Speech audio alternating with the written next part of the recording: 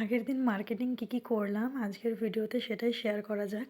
প্রথমেই দেখাবো এই ব্যাগটা। সিরিয়াসলি এই ব্যাগটা আমার এত পছন্দ হয়েছে, এত পছন্দ মানে আমি জাস্ট বলে বোঝাতে পারবো না। পুরো একদম ওয়াও টাইপের লেগেছে। মানে ব্যাগের দোকানে ঢুকে ফার্স্টেই এটা আমি দেখেছি, এক দেখাতেই পছন্দ, এতটা পছন্দ। তারপর নিয়েছিলাম এই লহরি হারটা, আর এই ধরনের হারগুলো এখন ট্রেন্ডিংয়ে ভীষণ চলছে। আর নিয়েছিলাম এই ঝুমকো কানের দুলটা, এটা মানে মিডিয়ামের মধ্যে একদম হালকার উপর কাজটা ছিল, আমার ভীষণ ভালো লেগেছে।